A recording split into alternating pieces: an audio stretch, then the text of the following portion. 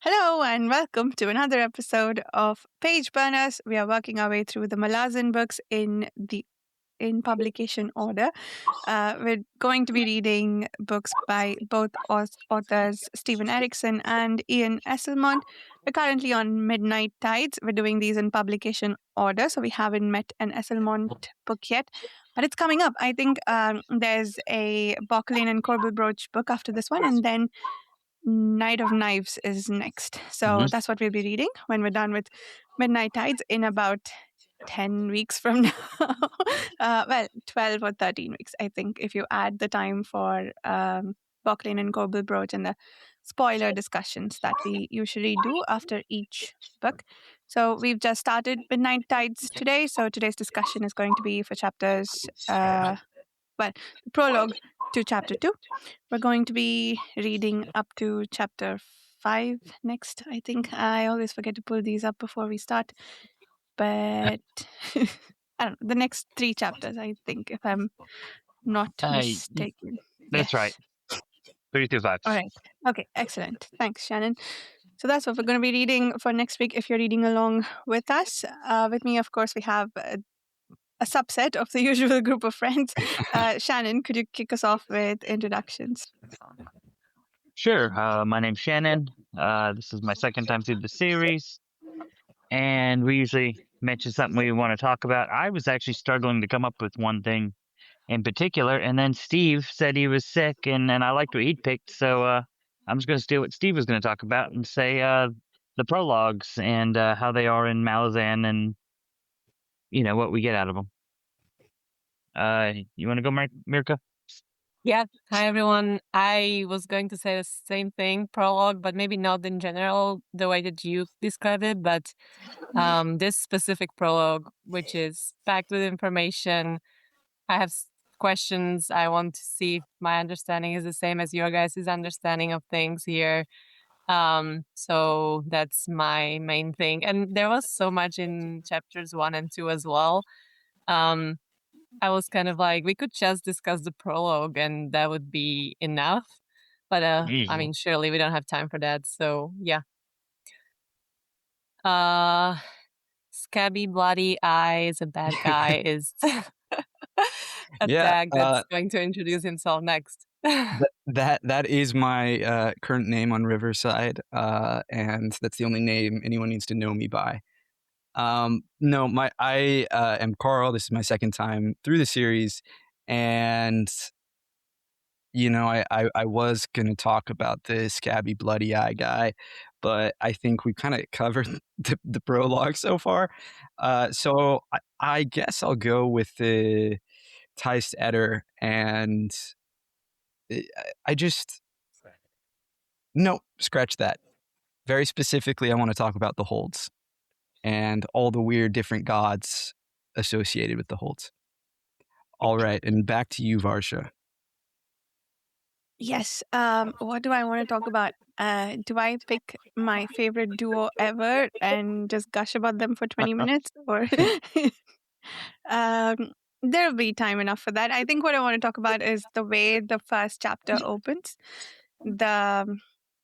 Specifically about whether that is, we know where this book left off, where the fourth book left off, and like this is basically Trull's story that he's about to tell on that to distract him from the fact that his long lost wife just died, ex-wife, former wife, whatever. So I want to discuss that opening because it was very interesting and felt very profound and poetic. All right. So prologue, I think let's start there. Shannon, do you want to start because you had a more general notion about prologues, and then we'll get to Mirka's. Sure. Yeah. So, what Steve was talking about was he mentioned prologues with Malazan in general, and I think for them, at least we're 5 books in now, and we have a lot of prologues that were set a long time ago. They kind of set up something that's happening. I guess the fruition of it's going to be happening during this book. And I thought this one really particularly was interesting. Because we've got the Well, right here it says the first days of the sundering of Emerlon. So we've got, we know the Shadow Warren was shattered, and I guess that this is part of that. Um,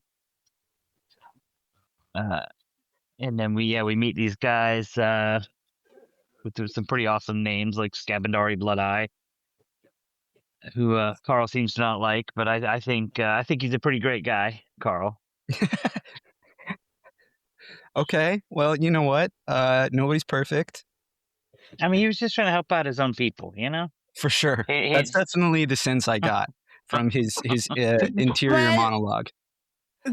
He killed him, he stabbed the other guy because there can't be two leaders. He was certainly thinking of his people and not at all of himself. Also, it was hinted that he was the one who kind of caused the shattering of Emerlon, which we don't have details on yet, but I don't think that makes him a good guy either. No, he's not a good guy. I'm actually really most interested in learning about that because I'm not sure I know about that. Like what he did to really shatter No idea. Shadow. And yeah, like I think that's really interesting that what we got here. Hopefully, we will find out in book 3 of the Carcass trilogy, maybe. It is so fun reading Carcanis simultaneously with this. Like I'm like halfway through Fall of Light. I mean, I don't want to spend a lot of time on this talking about it, but it's just it's very fun, and it did make me go to the internet because I had lots of questions. But I think the prologue is amazing, and it's a great hook, like a lot of Erikson's prologues are. He really does seem to love the fantasy trope of opening with something a long, long time ago and, leaving it kind of mysterious exactly what's going on, but something very dramatic happens that, as you said, Shannon, informs the story we're about to read. It is actually strikingly, I feel, one of the more traditional elements of this series as a whole, because I do feel like it is such a, like, among fantasy stories, a classic trope. But I mean, he's a master of it. I can't think of a bad prologue that he's written.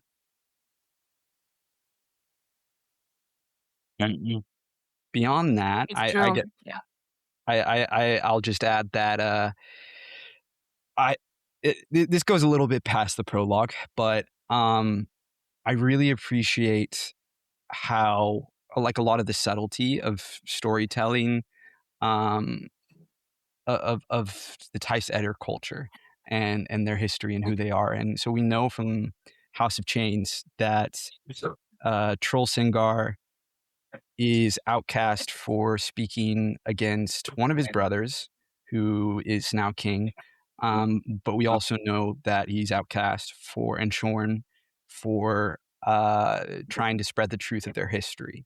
And here we see what that lie is. Like he alludes to it several times in House of Chains, but we like very explicitly see that Scabandari Bloodeye and the Tice Eder in general backstabbed Silchus Ruin, who is Animander Rig's brother, and the Tice Ondi, who were serving under him.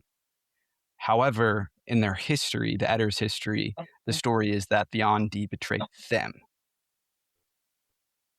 And that is very interesting. It's also, I don't think it's made explicit, but I think you can safely interpret that Scabby Bloody Eye is Father Shadow.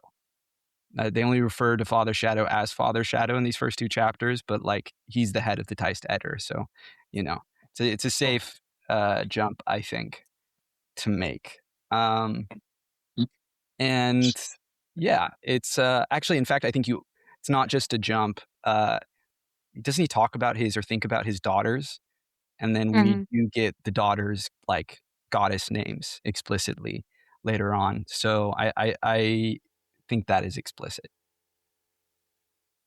I think the realization that, Scabandari is Father Shadow is even more kind of shocking if you think about that destruction of their warren. Like, why would Father Shadow willingly destroy the Warren of Shadow? So yeah, I'm just like so curious to find this out, and I know that we will not know this information anytime soon, maybe. But yeah, it's really interesting to think about. That is weird. Yeah, why would he rupture Immerlon, sunder Immerlon, when that's like his people's home, their realm? Weird choice, dude.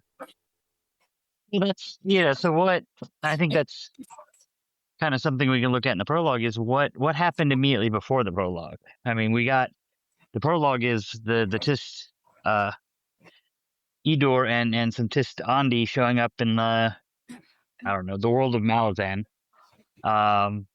Presumably Emerlon has been shattered. Like, so yeah, like what happened to lead them to, like, right before this that have led them to now immigrate to this world? What do you I think is this world? Do you think it's so? My understanding is that's just the normal world, like where the books take place. Yeah, Is this is that them your coming into the. Yeah, this is them leaving wherever they came from. And like where arriving. Yeah, we have continents, like where we have 7 cities, where we have Jenneback. That's the place where this prologue happens. Okay. Yeah. Yeah, I don't think we know exactly any other where, theories? but yeah.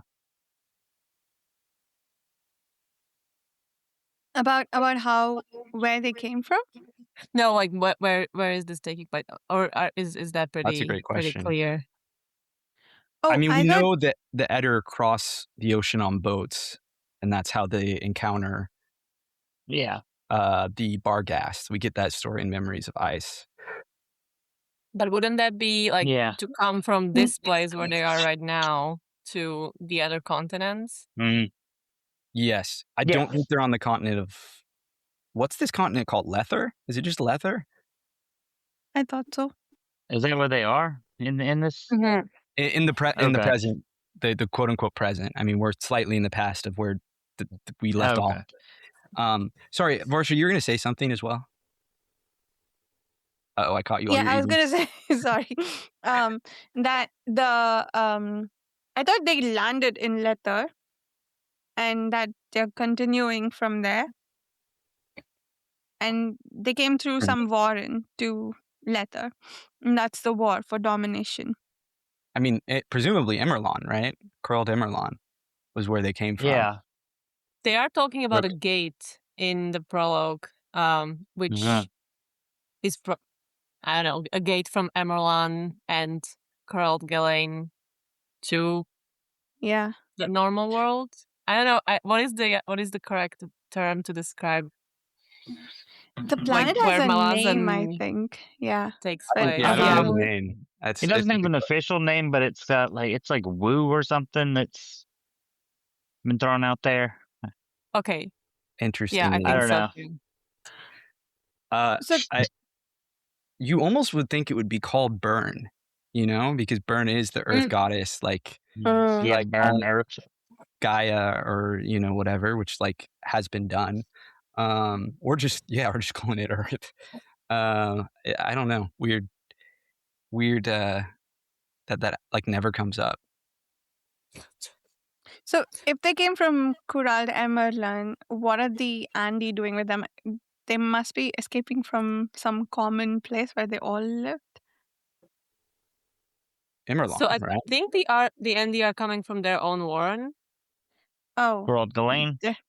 Curled Galen. Something's disrupted all their warrens and they're looking for another place to live. That's a good point, yeah. So, I mean, it's tough to talk about this, having additional knowledge from Carcanis, but my theory about, like, this is not Carcanis spoilers or based on at all, but like based on these 10, it's not even all 10 books, but the books we've read, a thing I had forgotten, but that is repeatedly mentioned in House of Chains, is that Mianis, Fear, and Rashan are all kind of connected. They're not like the boundaries between them are porous. They're not like strictly delineated in the way a lot of the warrens are. And since those are kind of the warrens of light, shadow, and darkness, and their powers and everything overlaps, and it's this interplay, right? My thought that just occurred to me as we were talking about this is that maybe curled Ghislaine, curled Emerlon, and curled Thirlon work the same way. Where, I mean, you think about it, light, shadow, and darkness are themselves fundamentally connected and related, and, you know, having this constant, you know, shifting battle. And, you know, beyond the metaphor of that, I think that might explain that, like, they all in some ways exist on a connected plane of existence, but are also they have boundaries, but the boundaries are vague and unclear, maybe. And something happened that led to Emerlon being shattered. That's very likely. I think you probably uncovered it, that they would work the similar ways. And yeah, it totally makes sense that they all come from dark or absence of dark, or, you know, light and all that. So I think that's very likely. Also, I have the book in front of me, and one of them says here, here in this world you shall not suffer from the civil wars that plague corralled Ghislaine. So Tiste either were escaping from the shattering, and Tiste Andy were escaping from civil wars, which probably Carl knows more about, since he's into that trilogy. But okay, that's an explanation, right? Yeah, that I can't comment on. Thank It you. really helps that all I can see of Carl is a super blurred face. Yeah, my internet connection is apparently really bad, so I'm not surprised if... Do I sound all right? You sound okay. It's just your We just face. don't So see your we facial can't see your expressions at all. expressions. So you can give away all the spoilers with your face, and we won't know. It's the power of Elder Shadow. And one thing else about this prologue is and backs up that they're showing up in the kind of normal world, is they show up and they're fighting the Kachin Shamal, who I guess at this point are kind of dominant on this, or at least in this area. But I thought that was really cool, because that kind of mirrors the last book, where we saw the Kachin Shamal arriving, and the Daragoth were fighting them off. They were coming into this world. The constant That seems to be battle. We are thing. also finding out about the wars. I'm not sure if they were mentioned before, that the Kachin Shamal kind of had some internal conflicts which were destroying them as a race. I don't think they mentioned that exactly. Yeah, that's right. Yeah, they have their own civil war going on. The short tails. Short tails are revolting. I think they told us a little bit of that history in Memories of Ice, if I remember correctly. Probably a little bit. I think it was by way of explanation of what happened to the matron in that whole city, possibly. I think you're right. Possible. Yeah. Morn. Yeah. Yeah. So I guess the last thing that I am like kind of interested in discussing, that I don't know if I've even really seen much discussion about this online, is the oddity of an albino Taisandi. Like, last book, we're explicitly, you know, introduced to the all white Tais Leosin. And now we have a Taisandi who is also all white, but because of a natural mutation, at least by our understanding. Confusing. Right. And I'm like, what? To me, that's like Erikson and Esselmont, for that matter. I mean, I don't know which of them created the character, but I do know Amanda Rake was an Erikson character. So I would guess it would be him, but either way, like, the symbolism, I'm not really sure what it means, but it seems apparent to me that it is intentional, right? That he is of the three brothers, three sons of darkness. We're given the name Andarist as well. That who Scabby Bloody Eye, says he like ruined, through some tragedy. That these three brothers, they're Taist Andi, but one of them is all white. It's strange. Yeah, I don't he's know if like you guys a have black thoughts. sheep, but he's just white Exactly. Andy. A white crow, if you will. Yeah, I mean that Oh. must be connected, right? Like, is the white crow that we see later on a hint about Silches? I don't know. Is he that? Is that his spirit? I don't know. I definitely think the omen of it, the way that the Taist Eddard view it, got to be related to him, right? Because he is their like ancestral enemy in their history, and so it seems natural Mm-hmm. that this animal symbol, the omen, would be associated with him. I mean, an albino crow, the albino Andi, like it's Yeah. low Well, and I hanging think fruit. they call him like the betrayer or something too. And at least the Edor think that he's the betrayer, even though they got that backwards. Do y'all have a theory or like a thought, just like about thematically, symbolically, what the purpose, the meaning of making Silch's Ruin albino is? Mm-mm. And I guess we don't I think really what I know said much. like that he's an outcast somehow in a way, right? Maybe. Like he's different right from from the moment he was born because he's white, and then I don't know enough about his history, but I feel like he's going to be that way, kind of like the one who rebels or the one who is just different among his people. Yeah, it is definitely one of those, like, you just have to imagine, being born different sort of fundamentally shapes his character, that of course he's got to be kind of the outcast of the three, right? Just especially among, people who are all black skinned. It's I mean, that makes it particularly striking. I just don't know, like, I mean, this, it's probably too early to really speculate about this. But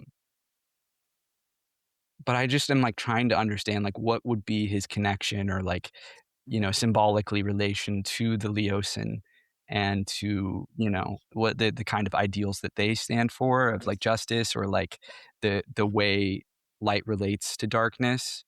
I guess in some way, you think of shadow that way. And so you almost would think of him as like maybe a shadow, but he is colored like the light Taist. So I don't know. I'm just not sure what to make of it. Do you think if he was standing in a group of Tist Leosan, would you be able to tell that he's not one of them? Red eyes. Oh, okay.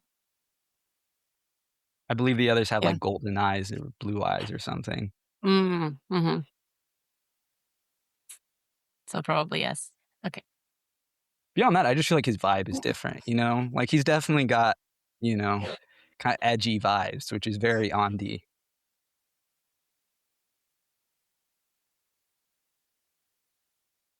All right. Before we move Okay. on from the prologue, I guess there is still quite a few things. Jagut, which is apparently the pronunciation. I also don't like it. That's the Jaghat? way I say. I've said it from the beginning. I say Jagut actually. Jagut. Yeah. Jagut? Yeah. Yeah. So we have Gothos there, and he's going to freeze this scene and this time and these characters into a warren or something, or into a ritual. I'm not sure if we should understand at this point what are the implications or what is the result of that. I tried to think really hard and I tried to Google it as well, and I didn't really find anything about like what happens after this scene is frozen in time. based on male's request. What does it mean for us in the future? Any theories that you guys have? I have one, but I think we have to wait for later in the book to talk about it. Cool. My not spoilery theory is, I mean, it's really more just of an observation, again, of kind of the symbolism of the magic here, that it, you know, in the same way that the Teist Eder very intentionally have their history, their origins, you know, obscured by shadow, right? They are a culture frozen in time. They have not changed in, it seems like, hundreds of thousands of years. And so I think, you know, the common ice preserves is quite literally affecting them. That in some way, I suspect it impacts the development of their culture, or at the very least is just symbolic. But I do think that there probably is some kind of sad, tragic, magic impact of that. Mm-hmm. I like that. Mm-hmm. That's likely. Nice. That is a cool scene. That's I'd totally interesting. forgotten that was in the prologue. I mean, Yes. Gothos just appearing, you know, walking on. This is like the second time he's appeared, right? Like, we've only seen him one other time, but he's mentioned a fair amount.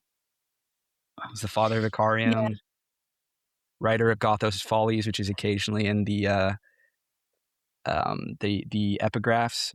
Have we been told what that Gothos' Follies like is fundamentally?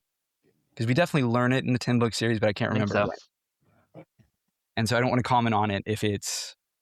Anyway, it's not that important. He's a really powerful and, you know, ancient Jagut.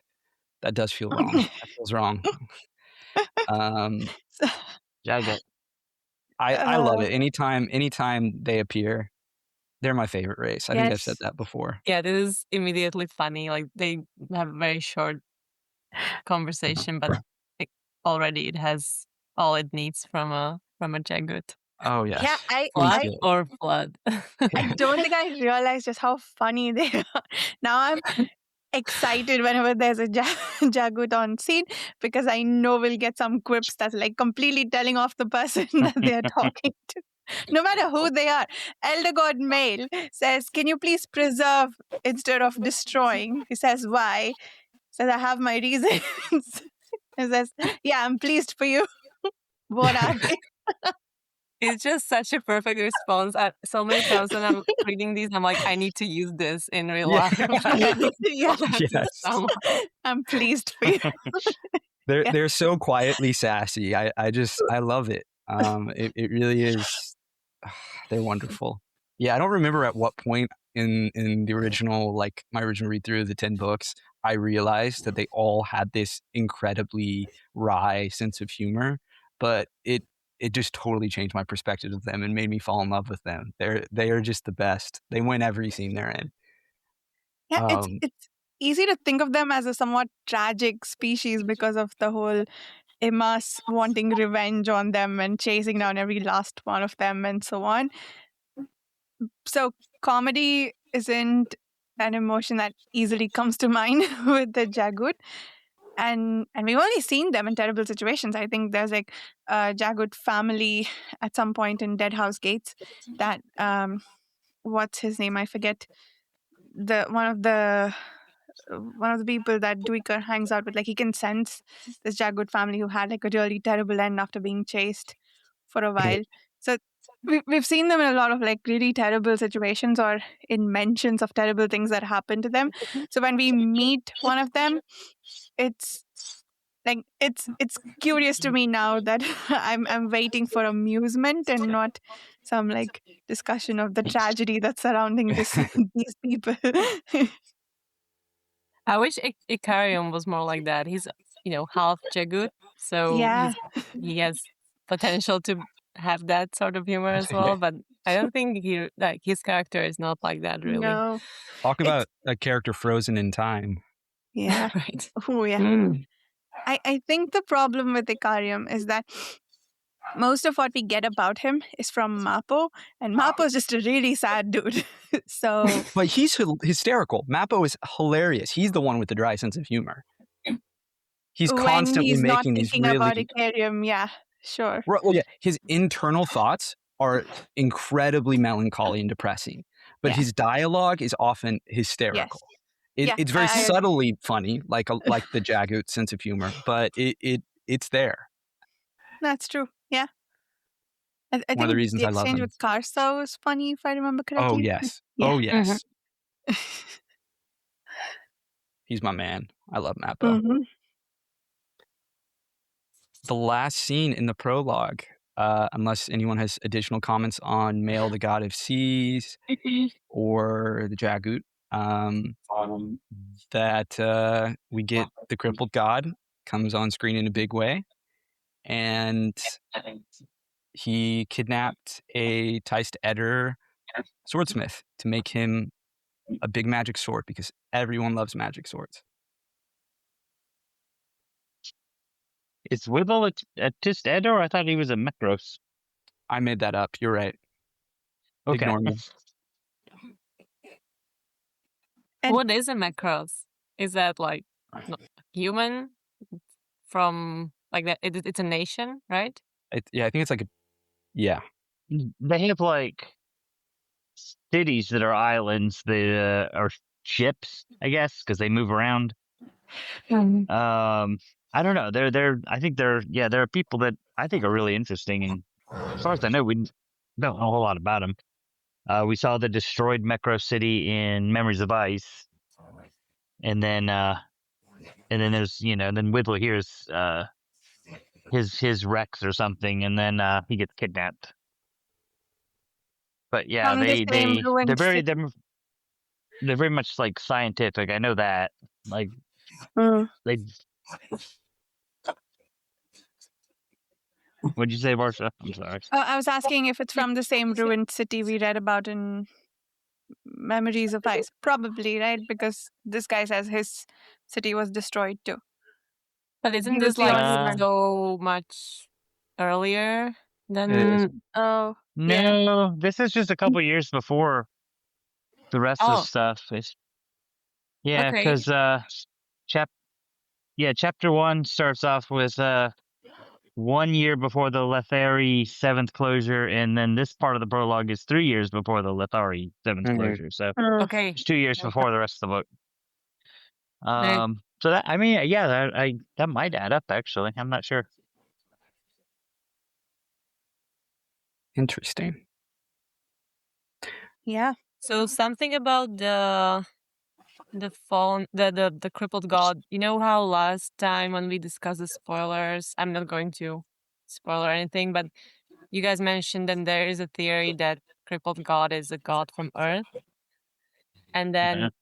I immediately thought of that when I was reading this, because there is a part where he says that the place where they are at the moment is, oh, I forgot what he said, but something like, I have created from the memories of my home or something like that.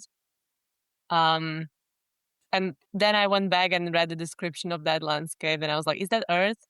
But they describe some really weird grasses and stuff like that. I'm not sure if it is actually. Well, and weird animals too. 'Cause Yeah, weird I was animals reading too. for that, and they're not. Like, I had a moment where I was like, "Are these gorillas?" No, they're not gorillas. Flying. Good. Yeah, they're strange.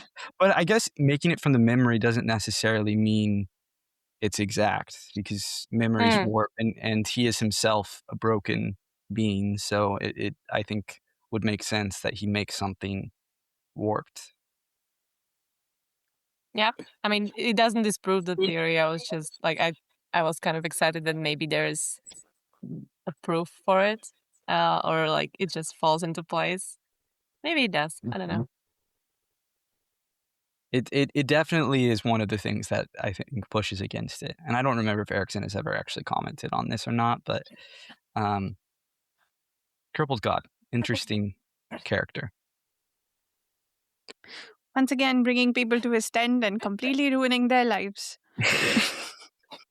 I mean, can you imagine anything else? You know, like this is the god of like suffering and outcasts and like having a really sucky time. Like, I don't think he's gonna invite you to like have a really fun party. You know? I mean, he did give Whittle 3 big like jackut monkeys. So I mean, that's something. That's something. And he You're saved right. his life, maybe. I don't know. I'm not sure from what though. Like, how did the As city get destroyed? it said some ice rode like ice. It was destroyed by presumably what did it say? The Jagut, their The magic. third Necro Maybe. City. A mountain of ice rose from the depths and destroyed it. Yeah, that's what it said in the prologue. Yeah, it was destroyed by some ice rising up and taking it out. I mean, that's got to be Jagut, right? Like that has to be. Mm. And then the crippled god says that it stretched his powers to intervene and save Widell. So he was did it like save- meant to be, or like what? I guess I- someone really wanted that nation to disappear and not have any survivors. Oh, interesting. I thought it was just some, forgive the irony, act of God that destroyed the island. And Yeah. he just managed to like grab the swordsmith he needed from there. Although that begs the question, why couldn't he pick any random swordsmith? Why he needed this particular one? Whittle's Like, good, probably. Well, yeah, I think he's maybe, like the yeah. best. Like that's why. Yeah. But like, I mean, speaking of active like gods, icebergs, mountains of ice don't just like appear, right? Like, I mean, and this is the scene that takes place directly after the scene where we see a powerful Jagut make a giant, ice something. So I feel like that's the conclusion to make, right? Like that's often how Erikson likes to write things, where it's like he introduces an idea, and then later on he kind of like with the aerosol. I think we talked about towards the end of House of Chains that he'll mention this thing and then suddenly show it. But I don't know. I don't remember anything about the macros, so I can't go beyond that. Wait, so are you saying that Gothos would be the destroyer of that Necro City? No, I just think some Not necessarily. I don't think the connection is that linear. I just think it's like we know that they can Gothos work. Gothos is in the AZ house by this point. Right. Yeah, he's trapped. Theoretically, he can't leave. Yeah, not sure. Yeah. Oh, Just an idea. On to chapter 1? Question mark? Chapter 1. All right. We start meeting the Sengars. Yes. Well, the first of our two families. You've actually wanted to talk about the opening, right? Yes. Which has this whole mythological quality to it. So I'll just read you a couple of lines from it. Here then is the tale, between the swish of the tides when giants knelt down and became mountains, when they fell scattered on the land like the ballast stones of the sky, yet could not hold fast against the rising dawn.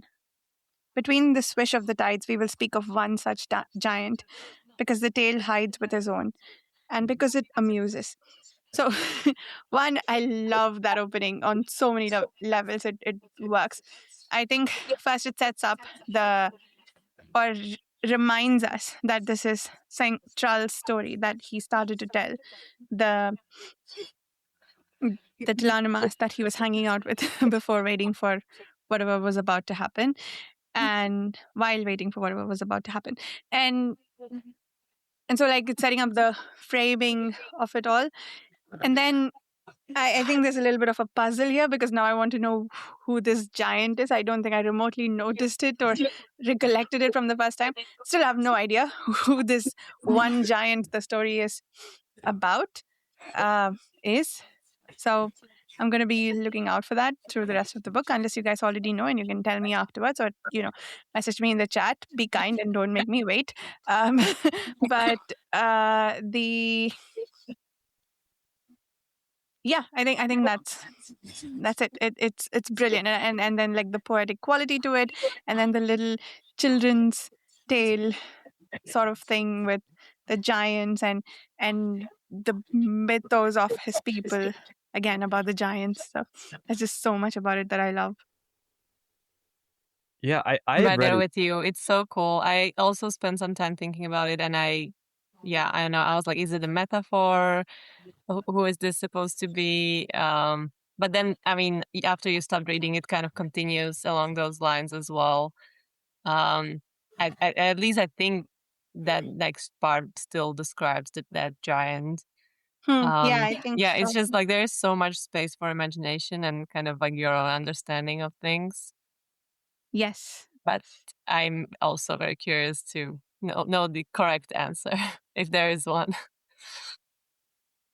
I mean, I love the opening. I definitely just read it, I guess, as a myth, like all metaphor. But now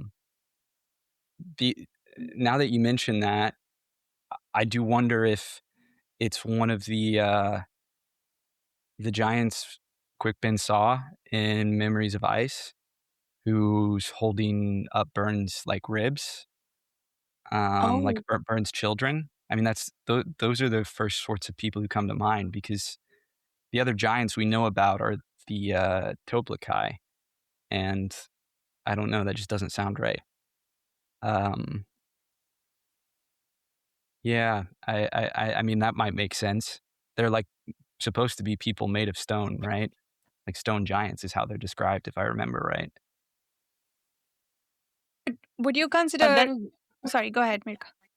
I was gonna say that section also mentions Father Shadow at the end.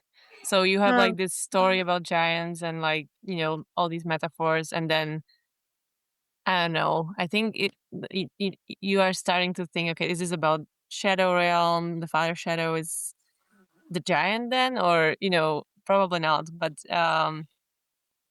yeah, I don't know. It's very confusing. Yeah, I was going to ask if you would consider either Skabandari or Silkus Ruin as like maybe the giant in question. It's got to be, yeah, Skabandari, right? Like, if it is one of the Eder, because he's disappeared, we know, and if you think of this mountain that kind of formed after getting lost staring at the ocean. I mean, I don't really know what that would mean, but like you think of a mountain, kind of this great peak hanging over the Eder, it does sound like a metaphor for the idea of this great hero among them who, is no longer physically among them, but his presence looms large. Oh, I like that. Literally casting them in shadow. Nice. That's brilliant. Yes. What about the look away to see part? Like what that must be a metaphor as well. Yeah. I mean, I think that's a lot suggesting, like telling the reader to read between the lines, or maybe this is even the opposite of like, don't look so hard. Like answers exist where you're not going to look for them, maybe. But yeah, I really love that admonishment. Is that right? To the reader or listener to look away. And then once again, now look away. That's fun. Yeah. I mean, I wonder if looking across the sea is in some way like an allusion to the idea of conquest, or fleeing their homeland, leaving behind Emerlon and colonizing somewhere else. It is interesting that they seem to have colonized this land and now are suffering colonization themselves, the Eder. Although, debatably they were like more like refugees coming to this continent, and I don't think you could call the Lethari refugees by any stretch of the imagination. They're very willfully going about using their trade to expand their power and slowly subsume. I mean, I imagine the end goal, the end result would be the world, but as great imperial powers like to do.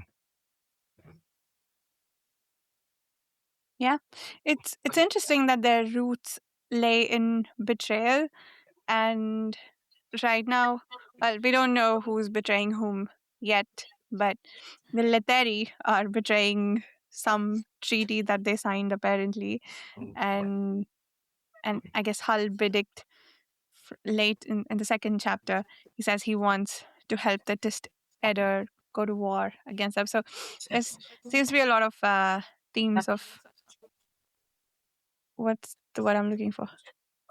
Betrayal. No, that's a Going great on point. here. Yeah. I actually hadn't fully really processed that or thought about that, but even just in these few chapters, the idea of betrayal is foregrounded not only as an important part of the plot, but thematically the idea of well, how do you define betrayal? Is betrayal even inherently bad if there's good motivations behind it, like Binatus, or wait, is it Binatus? I always mix up. No, not Binatus. Having two different sets of brothers always messes me up with this book. I'm constantly which is the Edder and which is human. No, Hull? Is it Hull? Hull is Tehol's brother, yeah. Yes. Okay, Hull, who betrayed the Lethari, but he did it because they were being colonizing bastards and wiping out a people and enslaving them and I mean, it's not technically slavery, but that's basically what they're doing, right? And it does make you, I mean, that's just such a clearly ripe for exploration in this book, the idea of and it I think maybe recontextualizes too potentially Skabandari's act where we don't know the whole story, and so he really seems like the bad guy, and he quite literally betrayed Silch's Ruin, but who knows what the full story is, right? And what motivated him fully, and we were in his head, so we have some idea, but yeah, I mean, I guess the connection too, that you would want to make is between betrayal and fraternity. We have, again, two sets of brothers, right? And then you have the larger idea of a fraternity among people, and what those bonds mean and what it means to break them, and when it's acceptable, when it's not. Definitely going to be looking out for that. Thank you, Barsha. Nice. So, on to what Shannon was saying before, where we met the Sengar brothers. We met the rest of Troll's family. 4 brothers, as it turns out, not 3, as I completely misremembered it. I also remember 3. Yeah. Yeah. Forgotten about the Wanderer. How do you say his name? Benadas is how I was saying it, but yeah, Benedus. Benedus. That's how I say it. Yeah, there's Works. Fear, Troll, Benedus, and Rulad. Yeah. Yeah, I totally forget about Benedus too. He's just kind of out there. Until he's not. It really doesn't help that, I mean, getting back to the names, that the Edder have Troll, and then the humans have Hull. What are we doing here?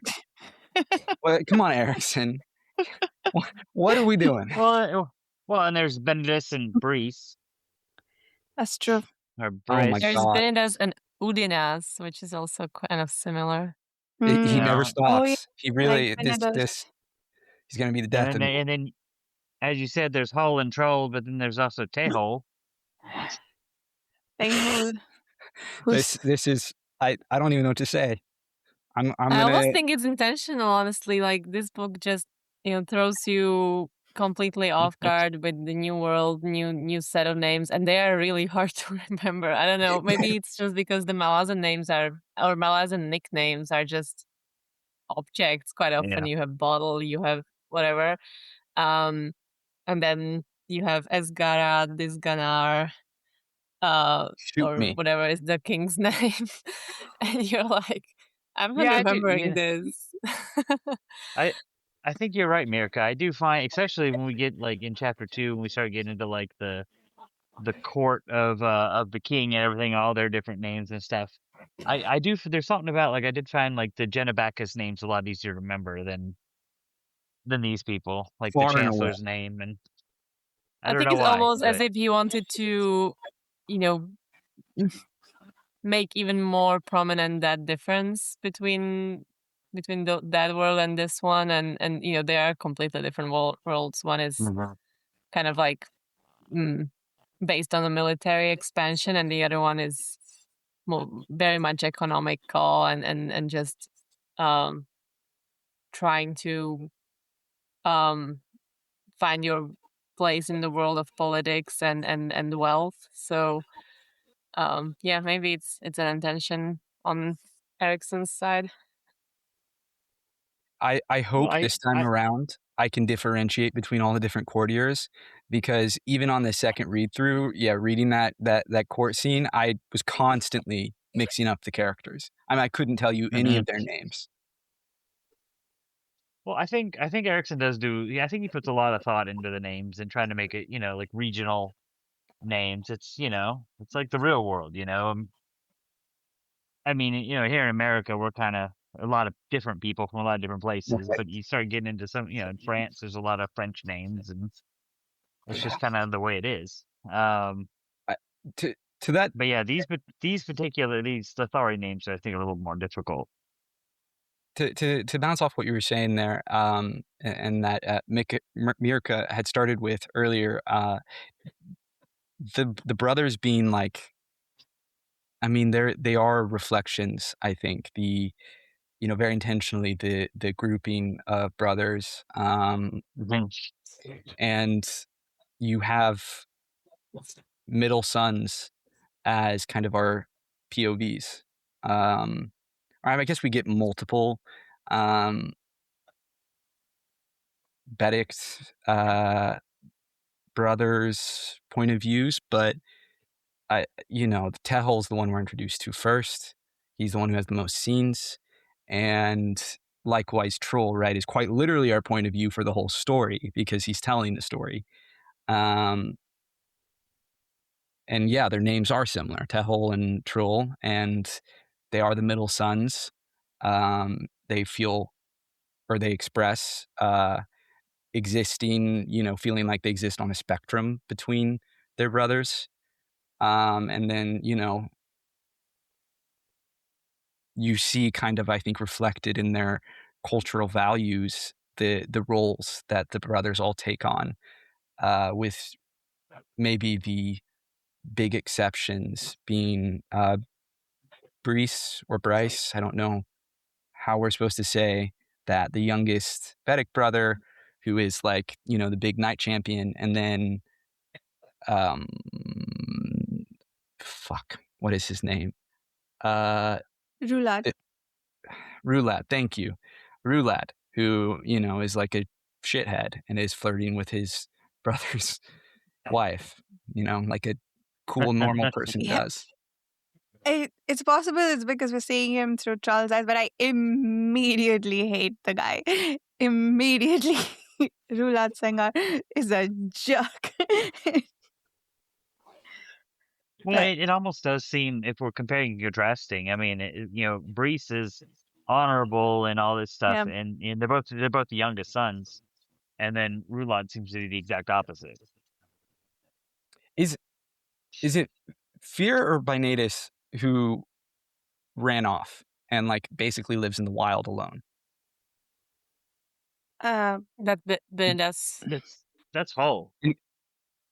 Both Hal and Binidas, I think. That's why they are buddies. Yes. Or, I mean, maybe we don't know that yet. Okay. That's the connection I was going to draw, right? Is that they both, they have run off and exist on their own, live kind of solitary lives as well. They cast a shadow, I think, too. No pun intended. over their respective families.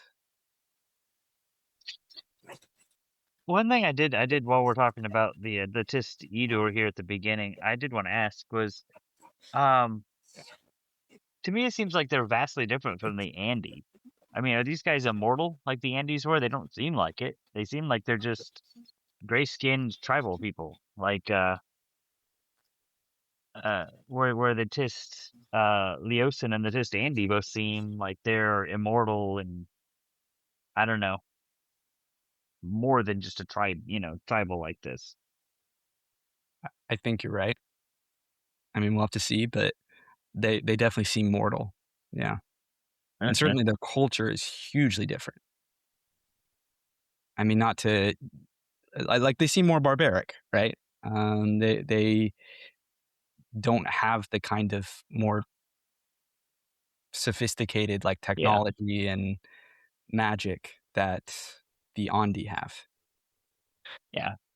But Like, well, already the in the Andi, prologue, they are saying that, we have iron weapons compared to the that's true. stone weapons of Imas. So they But it's like consider they never went themselves beyond that. advanced, right? Like all those years ago, they considered to be a superior race, at least compared to Imas. Oh, But, that's for sure. Right. Well, I would say it seems like they never evolved beyond that. And while the Andi, on the other hand, took over the Kachain Shamal Stai keeps and did progress way beyond that. Mhm. The Leosin, it's tough to tell, right? And we just haven't seen Leosin, enough. we don't see him enough, and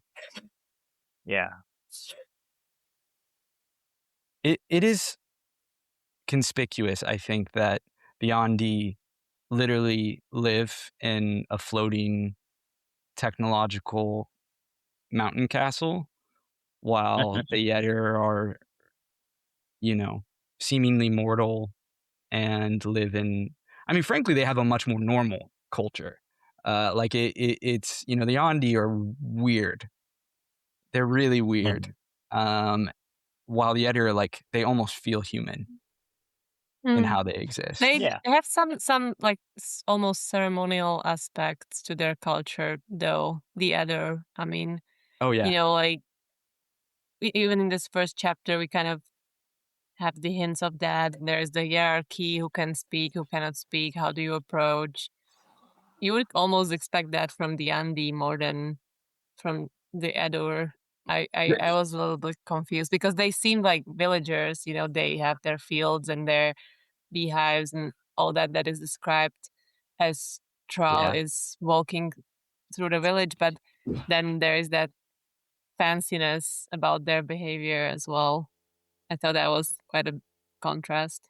I know a big like part of the inspiration for them is like some of the like plains tribes of North America, like the Lakota. I believe Erikson has explicitly named, and they have like that sort of I believe a similar sort of like tent sort of speaking arrangement. And I mean, it is interesting too that like the Eder do, I think, have a more, I mean, as we're immediately exposed to them, a more rich and complex culture for all their like relative, they live a tribal existence. Their actual culture is more complex than the Andi, who seem to lack culture as a whole. Like I think they're quite intentionally, drifters, just wandering from one conflict to the next, at least until the end of Memories of Ice. After they colonize, coral, make it black coral. Yeah, I think that's true. The Andi mostly were described as, they all kind of respect respect Anamander as their ruler, and they're all just kind of, that's all there is about them. Like, we didn't learn about any other hierarchy or customs or how they live. Maybe there isn't anything like that. Yeah, that's why either they feel more human, as you were saying, Carl. I agree. Yeah, their culture feels more alive. I mean, their civilization. I mean, of the three Teist sub races, I think that they're probably my favorite for that reason. I mean, again, you just think of like how much we learn and see in this first chapter as compared to the Andi in several books we've had. And I think that's intentional, that like the Andi are meant to embody this like ennui about existence. And, you know, their culture is in decline. Yeah, and they're the slowly original, right? They're the Right. first children of Mother Dark, but it doesn't always mean that they're the best, right? Like the progress happens when you evolve, and I think that's a subtle hint on that as well. Which, like, similarly, you know, for what it's worth, the Andi protecting the Throne of Shadow on Drift of Volley are also like frozen in time, basically. I mean, they haven't done anything for who knows how long other than wait there to defend the throne on Animander's orders, and you know, many of them died. In fact, I think basically all of them died. Really depressing, actually, when you think about it that way. Yeah. What? Just going back real quick to the prologue for 1 second. I think the end of that Skavandari section was that he didn't remember that Rake was out there and might come seeking revenge for what he did to Silkus Ruin. So I thought that was interesting. Want to see how that plays out too. And it's interesting. Yeah, he completely that seems. dismissed him. Yeah, that really made Skevendari seem kind of dumb. Is that he was, you know, it's like he knew Andi were here in this planet. He knew Animander disappeared and just didn't make the connection that, oh, maybe he's here.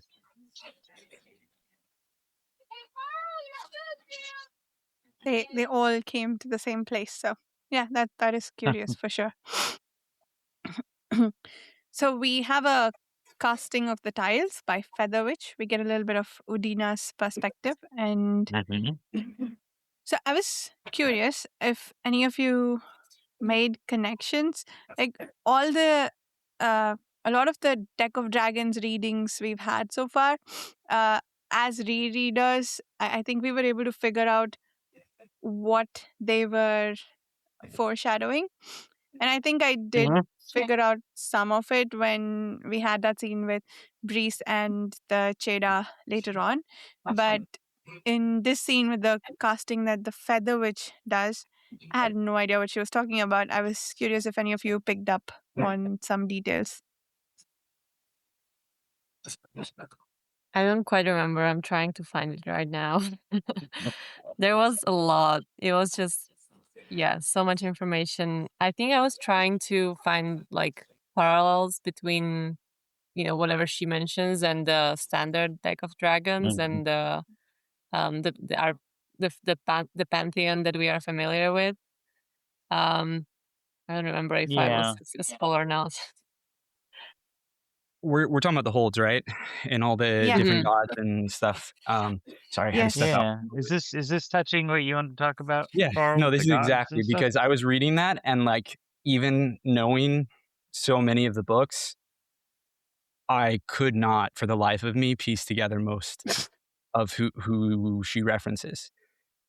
And I looked into it, and there's no answer on the wiki. You know, I would have kept it spoiler free if there was, but there's just not.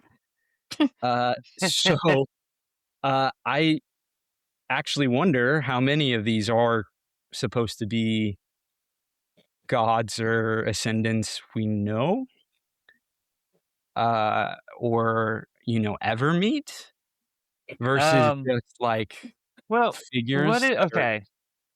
What's the empty hold? Do we know anything at this point what this could be? No, we know nothing about certainly at this point. The only thing I could think, and I'm pretty sure it's wrong, is, you know, the shadow. You know, there's the empty throne that they're after. Maybe it's some connection to that. That makes sense. Because otherwise, I don't remember where this goes anywhere. Darkness too. And then we get the Wandering Knight. Beasts. The hold of the beast is specifically mentioned, which is pretty easy to Mm, map to the beast throne that was mentioned Yes. in book Yeah. 3. And I finally found it. So she says there is no one upon bone perch, which I think is the beast throne. So that means Okay. this is Yeah. before Tog and Fenderay kind of occupied that throne after the events of book 3. Yeah, I think book Okay. 3. The empty hold, that would make sense if it's Curl But Demerlan. yeah, the empty hold. Yeah, Mhm. there's the wandering knight, the mistress who waited still, the watcher who witnesses all, the walker who patrols borders not even he could see, the savior whose No, outstretched hand has never grasped, and finally the betrayer whose loving embrace destroys all that touches. Yeah, so it sounds like, yeah, these are supposed to be all roles within this empty hold. I have no idea I what to do make think of any of that. she mentions at some point, or one of them mentions a woman dreaming. Like there's some allusion, I think, to the Queen of Dreams. Oh, Okay. isn't Woman Dreaming Burn? Oh, that could be Burn. You're right. Yeah. Or, I mean, it could be the Queen of Dreams as well. Hmm. Um, There is And one of also, those and that I upon the think I throne of know. ice sits death. So does that well, does that mean Hood? Yeah, Or I think so. so say it again. upon the throne of ice sits death? Mm. Oh, we So don't. Hood. Yeah, we don't have answers about that yet. That's Yep. exactly what's up with Hood. Yep. Okay. Yeah. Yeah, let's not do that. With sand upon dolmen, broken rock, pitted Without but shattered. without. Okay, actually, I'm now that we're talking through this, I do think that maybe you can piece together more. And I really want to talk about it, but I don't know that we can. But based on Yeah. what you were saying, Shannon, and your ideas of, the empty hold maybe being the shadow hold. I mean, the one name that stood out to me was the walker who walks the boundaries. And I won't say more than that, but I definitely think there is a character Oh, who distinctly stands out to be that character. And that would really fit with that does fit. what You're you right. said. So I'm picking up. my thought then is that a lot of those roles then probably should align with someone related to Shadow. But that's all I feel comfortable saying. Okay. Also, I found it interesting that there is a hold of the Azath, which Yeah. makes sense. I don't think the Azath really has like there's no house of Azath in our normal pantheon, but I guess in the normal world, in the world that we knew so far, the Azath is almost like above the pantheon, whereas Yeah. here it's one of the holds, like still at the Well, the same. holds predate the houses, so and that makes sense. The Azath would be part of this more ancient thing. Maybe I'm making Mhm. shit up, but isn't there a card in the deck of dragons for the Azath? Like the Azath Maybe. I don't houses? remember. I totally could be Which making house that up. would it be unaligned? Yeah, An I think it would be unaligned unaligned. card? Yeah, Maybe. I don't know. We're also introduced to Erastus. I mean, we're not physically introduced to him, but he is associated with chance. And that's about all we get. So that's about all I think we can say, but worth noting that. He's like one of the only gods whose name we're actually given to in these chapters. So that's something. Should we also talk about the casting that the Cheda does with Breeze in the second chapter while we're at it? Yeah, absolutely. Yeah, this would be a good time for that. What are the results of that? That one is not as strong in my memory as Featherwitch. Apparently interesting. So you remembered a lot of detail from the Featherwitch one, which I barely registered. But apparently the barrow is stirring and they're wondering if anything is moving under the Azath house. Which is interesting because we know who was buried there many, many years ago by Kabandari. Mm-hmm.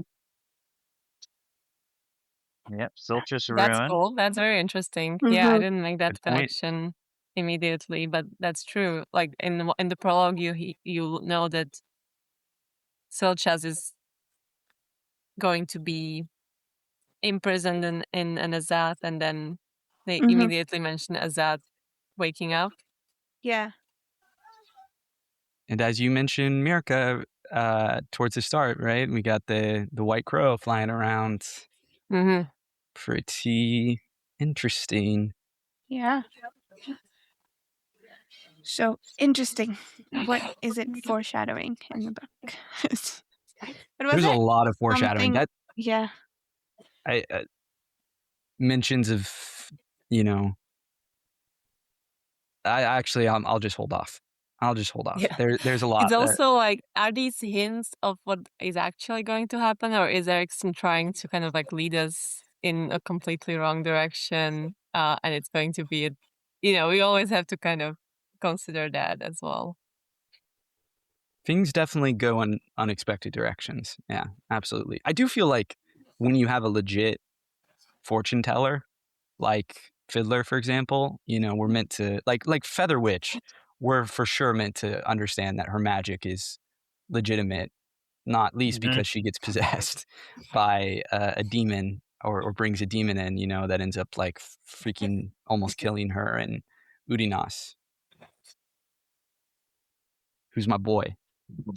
Who get attacked by a wyvern, which is Elaine's spawn. It's some new things we A learned there. weevil. Weevil is that? Yeah. Who do we think sent it? If anyone sent it, or was it just happenstance? I think, yeah, I think of that as like a wyvern, like a little Yeah. kind of Oh, for mini sure. dragon thing. I think that's what they're meant to be.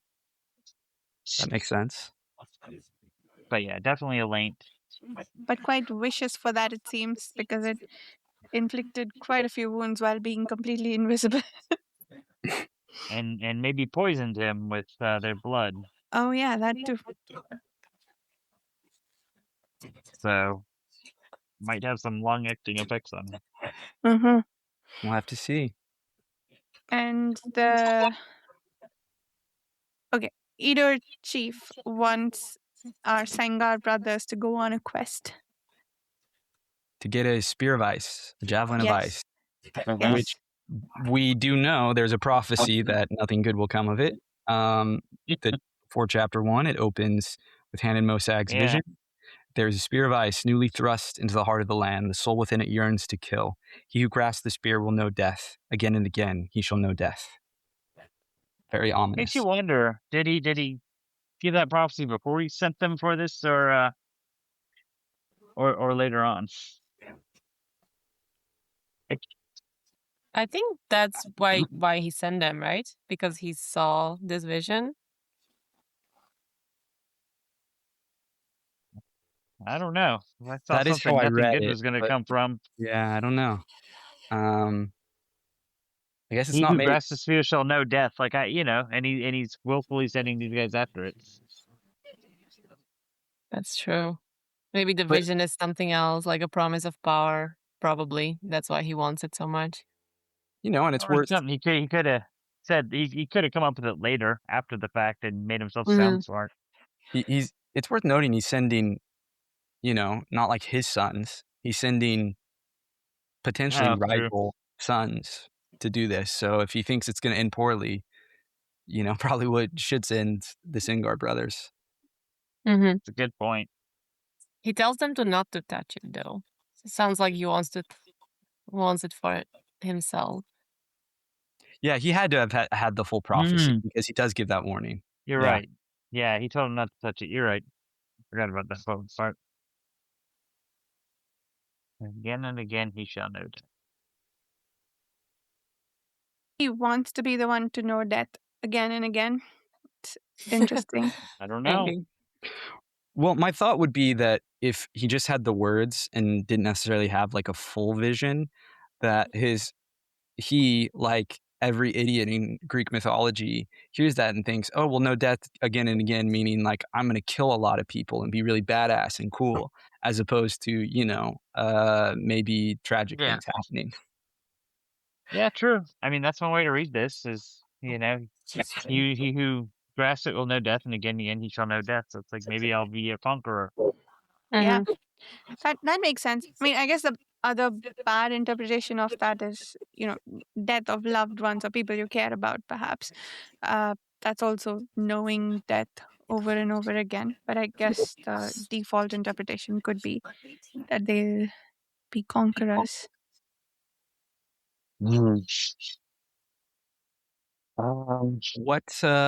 What do we think of, I guess, the last thing in chapter 1 is Udonas and Featherwitch. We talked about her sight, but we haven't necessarily talked about her as a character. I think they're the last two. Obviously, I've expressed affection for Udonas. He's just instantly likable. It helps that he is, a slave, so you Yeah. kind of pity him. Yeah, and it's interesting. I think through his perspective, we also get a little bit of the Lethari economic system, I think, a little bit, because Yep. he doesn't mind being a slave here because, one, he's not too far away from his own kind because there's a lot of Lethari slave that the Eater keep. And also, he doesn't really want to go back because he thinks he might be treated better here as a slave than as an indentured laborer in Lether, where he is the third generation born into indentured labor to pay off some debt from an ancestor, apparently. So they must have a very unforgiving repayment Yeah, well, scheme. we're here, and then going into the beginning of chapter 2, we kind of get to know a little bit about the Lethari Empire, and basically I think the idea that Erikson's going with here is it's kind of like capitalism, the worst possible of it, like just people born into debt, and then they weaponize this whole debt kind of thing with the tribes and stuff, and that's how they wipe out people. Specifically, this is They based off just stuff that like happened. I mean that you like indentured servitude was a thing for like I don't know, hundreds of years. But I think we only got rid of it at like the start of the 19th century. And yeah, like the Edda are based on the Lakota. My understanding is, at least in part, the Lethari are based on the British Empire, circa the like 1600s. So that's interesting. Certainly, it sucks. I mean, what they're doing is incredibly cruel, and though they don't technically have slaves like the Edda, they basically have slaves. So I think it is a pointed comparison. Well, and I would say it almost is worse what they do, because we're I mean, in the next chapter we're given how they wipe out tribes, with this. They Yep. like it's not just one person falling into slavery. It's they just wipe out entire civilizations by making them poor and destroying them, grinding them into the dirt. And that's how we get to the plot point of the three sisters, right? Not brothers this time, three sisters who are all half sisters, half Lethari, half their home tribes, and they want revenge because the Lethari genocided their tribes. And so they bring our boy Tehel into the fold to run what we learn is not his first giant financial fraud scheme, but in fact his second, to bring the whole thing crashing down. Not something you read in a lot of fantasy novels. I love it. I mean, speaking of the guy who's born rich, who wears a blanket, or excuse me, a bed sheet, and has a manservant who has to sew his clothes, and they're all just poor. It's delightful. Love Tehol and Bug. Varsha, I know you have a particularly special affection for them. Want to take Yes, over? because I know Erikson said this at some point, and then I think he retracted it and said they're based on a different set of people. But I'm going to take what he said first. To, Yeah. I think I think he said that Tehol and Bug, they're based on Jeeves and Wooster, or at least that's who they remind me of the most. Have either of you read any Woodhouse, Jeeves and Wooster? I don't No. think Erikson has read No. them either. I think he means the show, but I um that pair was my first introduction to Woodhouse, and I am deeply in love with Wooster and Jeeves and that dynamic in general. And Tehol and Bug are just like that pair on steroids a little bit. Well, okay, I think Tehol doesn't have the sort of complete dependence on Bug that Wooster has on Jeeves. But anyway, but going past that, how much do you love that introduction scene Love where Tehol looks at the shirt that Bug is knitting him and says, "Last time I checked, both my arms were the same length. I don't know what you're doing with those arms, man." First time around, I immediately fell in love with those two. I was like, yeah, okay. I'd heard their names. I knew people liked the characters, and so I was probably like prepared to like them. But it's just so funny, and I love their dynamic immediately. Everything about it. Yes.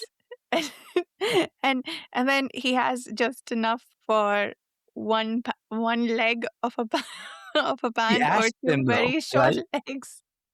It's like, do you want Well, two short legs or one full leg? And And Dell thinks and about it and gives the answer you don't expect, which is one full leg. he asked him, he said, how short would it be? And he's like, really short. Which then makes you wonder how long this one leg's going to be. But That's fair.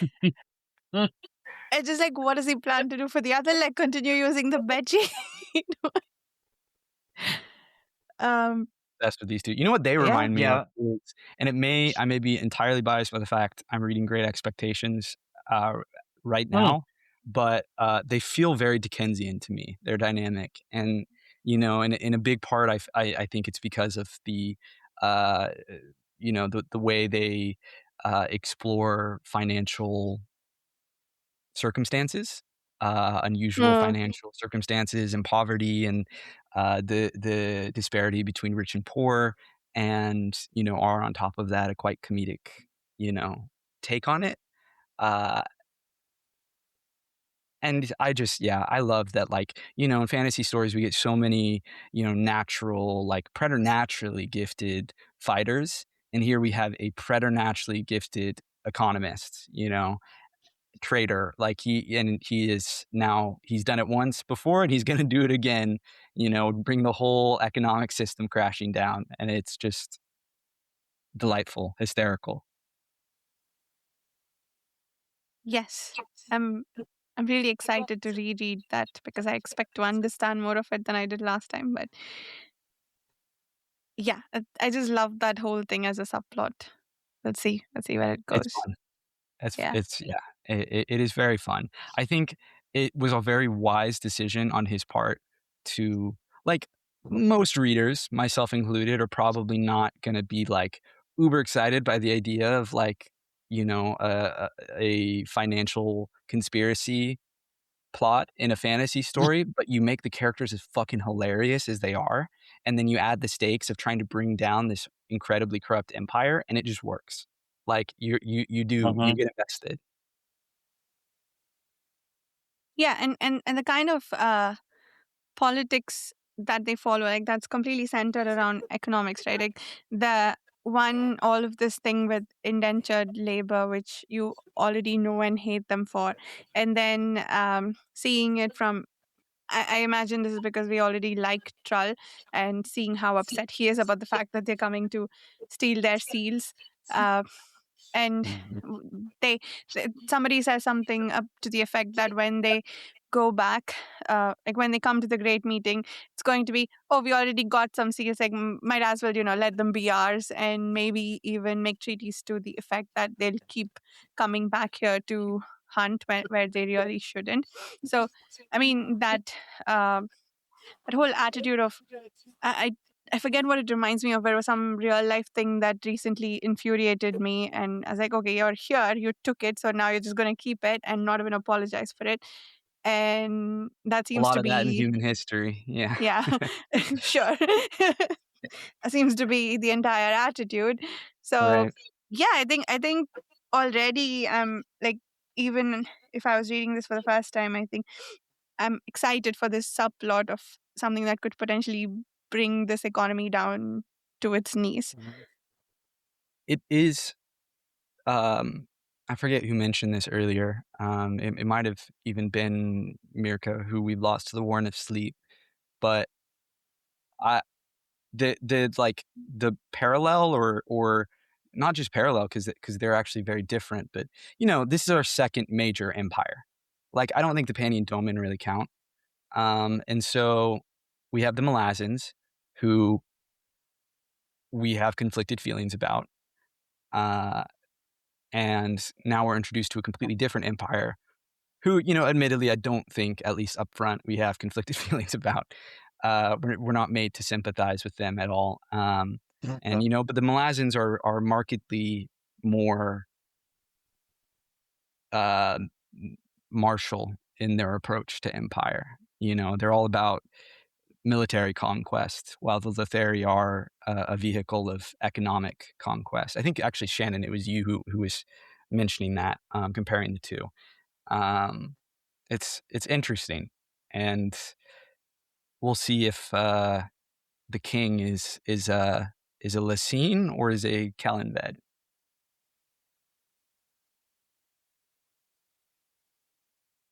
Who knows? Who knows? Yes. And we didn't, like, when we talked about the casting of the dice with the Jada and Breeze, they also say something about the seventh closure, which will make the king be reborn or something. So they think that the king is going to ascend in Right. some way. So that's interesting, something to look out for. Yeah. There's that ticking clock, that prophecy. Mhm. Great point. Yeah. What does that mean? The seventh closure? Yeah. Yeah. And then we have what else happens in this section? I guess we meet and get quite well acquainted with Breeze Benedict too. Oh, and I think the most important thing that happens in this chapter is maybe the Three Sisters plot that we already talked about. And then there's some palace politics that we have witnessed to through Breeze. Can't say I fully understood what happened in that meeting that Breeze went to with the Preda. No, couldn't tell you. Mhm. Yeah, Preda Kuro-Khan is he's like the one character that stands out to me, that I feel like I can differentiate, because he's like the weirdo, wizard who also does science. And that's fun. I like that. He's quirky. Breeze, of course, as well, being not only our POV, but as having a relatively rememberable name. And Yeah. he's like a decent guy. He's a Bedict. He seems to be, he's like, I always think of him as like this classic knight who is reluctant to, be put in the role he is in. At least that's kind of the vibe I got. The rest of the court, I mean, I don't know. There's a consort who I guess is boyfriend of the seems queen. It seems like from what we're given through Breeze's point of view is that there's like the court magician or whatever and a eunuch. I can't remember his name. That's right. That are like on one side, and then there's the emperor or the king, and then on the other side is the queen and her son, and then her consort, and then a chancellor. So I just kind of remember them by their roles more than their names. Yes. I mean, that's about as what I do as well. And the queen is doing some. Oh, and then there was another champion that the prince wanted in the place of Briss. Right, that's his guy. Yeah, his man. Yeah. Certainly. And the queen is doing some Lady Macbeth stuff and kind of manipulating her Oh. son, who seems like a loser. And Mhm. I mean, at the very least, he's annoying. He's a brat. And Mhm. Yeah, the absolutely. chancellor seems to be also trying to kind of play things in all the classic evil chancellor way. We'll see, what comes of that. Likewise with the eunuch. Mhm.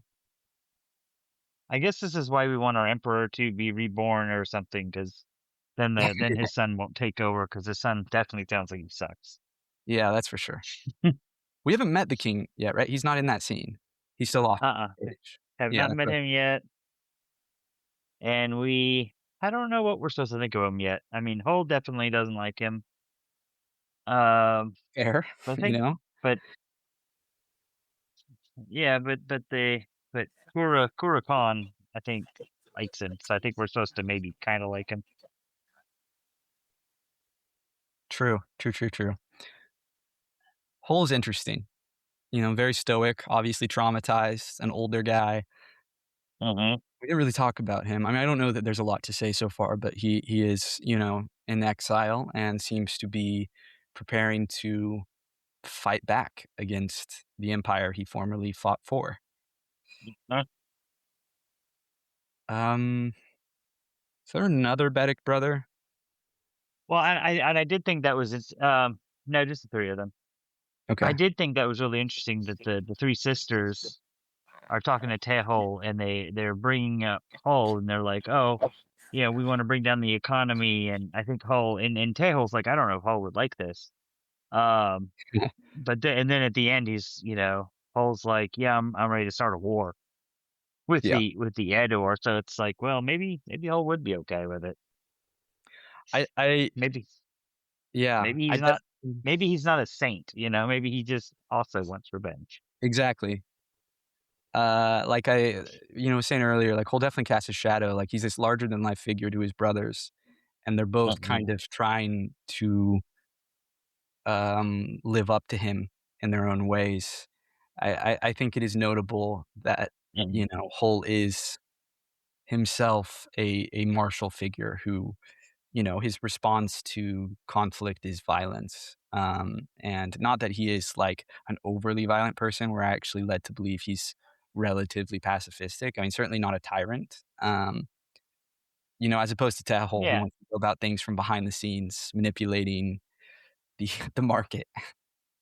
Well, I think he's a martial person, but he's not like all about conquest. Like we're specifically told when he was learning about these tribes and stuff, he wasn't expecting his king to go and conquer them. Use this information to take them down. Absolutely. Anything else? I mean, I think we've mostly hit. We haven't talked about what's her name, but I feel like she hasn't done much yet. The lady in there with Roland. Saren Paddock. Thank you. Oh, maybe Hull's girlfriend. Yeah, definitely seems to have done some stuff she's not proud about, but trucking along with life. Seems to be sad about something, just like Hull. Yep. And she has discovered some stones with magic healing abilities, some just Eder stones. That was cool. That she's not sharing with the others, which is interesting, I guess. And she seems to be very unwilling to do her job, hates her boss-ish. Yeah. So understandable. I mean, we only get him from her POV, but he seems like a slime bag, so. Yes. Well, and his name's like Baruch the Pale. I mean, anybody with a name like that's a loser. Like, go get some sun, guy. Come on. Go get some sun. We're told that he's basically kind of a loser and he's a drunk, and I think he's supposed to be there as a little bit of a spy, but he's not competent enough to be. Love it. Yeah. Love incompetent spies. And then she's a quitter, Oh, which I thought was interesting. So there's only 7 of them, and you have to have, I guess, an acquitter to deal with the Ador. So I don't know. Like I yeah, guess I don't really remember like the next time we see her. Like I'm trying to remember what an acquitter really does. I guess just facilitates the talk between them, maybe. yeah. It's an interesting title, though, acquitter. That, like, what does she acquit of what? I don't remember. I don't know. Yeah. I didn't remember this as a title. I knew she had some title, but didn't remember it as this one. But yeah, she seems interesting. Not much happens though with Yeah. her. You're No. right. I Are we will ready? say, Mhm. at least this time through, I don't particularly remember first time through, that little group of characters, little plot is the one I'm least invested in, at least as of these first couple chapters. Like all the brother, the Singar brother dynamics and the editor, I'm really, hooked in immediately. And Tehol and Bug and the 3 sisters are, of course, amazing. And I'm not blown away by the court politics, but I think there's the promise of a lot of interesting stuff there. But we'll see. We'll see how everything develops. See, I see. I'm actually kind of interested in the court politics stuff because I think it's. Yeah, well, I mean, I think Erikson, he does this stuff well enough, but also I don't know, like it's almost satirical enough that I don't know, like it makes you really interested, like That's where this is gonna go. an interesting read of it that I think I'm gonna try to look at, is because it does almost feel like a satire of court politics. Like I we mean, I see think it does because he hits like all the kind of like cliche, the exactly. son, the wife, the just all the roles. I hadn't thought about it, but you're spot on But with that. but I think it's Yeah. very well done. So I don't know. I May- just I don't know. That's one thing I am interested in seeing more of. Yeah, maybe I'm gonna try to read it from a more satirical comedic lens and see how that impacts. That's a curious idea. All right, anything else? Adjunct. I don't know. Where shall we be Quotes. led? Quotes. All right, we've Quotes. had a few. Any Mhm. others? What do we got? I like the thing that what's his name? Tehol says about money being an idea. I'm trying to find the quote. Yeah. Oh, there's 2 parts to it. I like this one. Only it's not real power, just a promise of power. But that promise is enough so long as everyone keeps pretending it's real. Stop pretending and it all falls apart.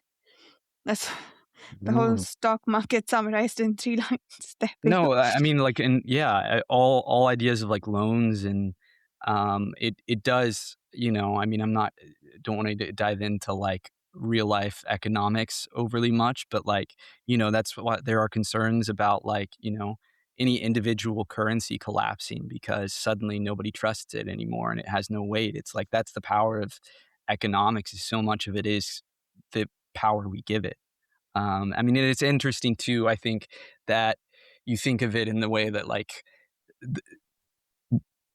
we're invited to believe that belief has power, literal power in the Malazan universe. You see that with God sometimes, that they get more powerful when they have more believers. And, similarly, the power of currency here, who I think Erastus is the one associated with that, right? They don't have a separate god of currency. It's Erastus and his chance and bet on the markets, I think, right?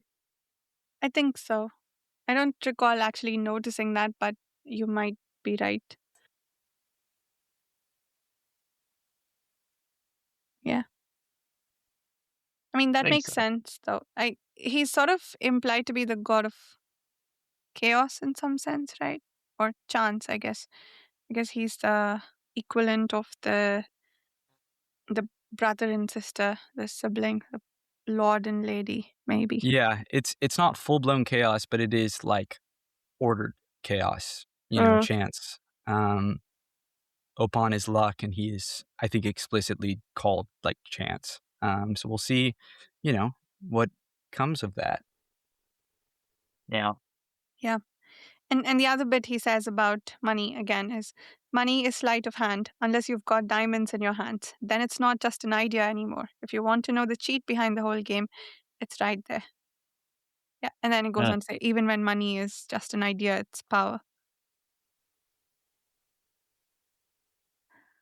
What else? Well, Do you guys have other quotes? I had one quote, and it's a little long, but it was it's from Udonas' point of view, and it's when he's thinking about Lethari. It was how they introduced the whole Lethari system to you, and it said, Udonas well understood his own kind. To the Lethari, gold was all that mattered. Gold and possession defined their entire world. Power, status, self-worth, and respect. All were commodities to be purchased by coin. Indeed, debt bound the entire kingdom, defining every relationship. The motivation casting the shadow over every act, every decision. This devious hunting of seals was opening a ploy to a ploy the Lethari had used countless times against every tribe beyond their borderlands. To the Lethari, the Adur were no different. But yeah, just I really like that because it kind of made me think, of our own society and how easy it is to fall into that, of self-worth and debt, and looking at it from that point of view of how easy that is to fall into, and it shouldn't be. It's poignant, the phrasing you used, right? That self-worth, right? And that we do have these immediate connotations baked into our language of the connection between, personal identity, worth, a sense of self-confidence and fiscal, value. I should say too, circling back to Varsha, the quote you had about how it's basically all made up, unless you're dealing with like material, like actual material goods, like diamonds. That without getting the nitty gritty, is like the entire basis of Tehel's scheme. Is the idea is essentially he's gonna get people like through a big, technically, I think it's legal what he's doing, but it definitely would not be in our society. But that, like, essentially setting up the whole market to be like the whole currency to be devalued, and by showing, pulling the rug out from it, showing the absurdity of the costs of everything through property. I believe is at least how he did it in the past, through buying different properties and holding on to them and waging their worth. And yeah, it's I don't know if it's like theoretically, it's a fantasy story, right? Like I wouldn't expect it to feel fully real, but it's a fun idea. Enter Bugs Constructions. That's going to make them all so rich. That's right. Bug, what a guy. I did think that was interesting that we get Bug, who can't, seem to make flows, and yet seems to understand how to stop an entire wing of the palace from sinking, even though the people doing it don't know how to do it. It is, yeah. I mean, it's. I think we're given already that there's more to Bug than we know, because he's clearly smarter than he acts. Yeah, it's amusing that he and Tehel both are like fundamentally incapable of doing what are like kind of basic things. I mean, like, listen, I don't know how to sew clothes, but like, like these sort of like mundane skills, they don't know at all, but they have these also like this grand understanding of like the larger systems and how to work them. They have a lot of similarities, and so it's like, why is you wonder, why is Bug working for him? What's the is he just a family manservant who followed Tehel into obscurity? What's the story there? Yes, the man who sleeps on the roof and the man who sews uneven shirts. Lots to look forward to with both of them. Anything else before we wrap up? I don't think so. Okay, then thank you so much for listening. We'll see you next week with the next 3 chapters of Midnight Tides. Once again, if you'd like to join us, please check out the Patreon forum. We have threads on there that Shannon creates. Thank you, Shannon, for discussions as we make our way through the book. Thank you so much. Bye.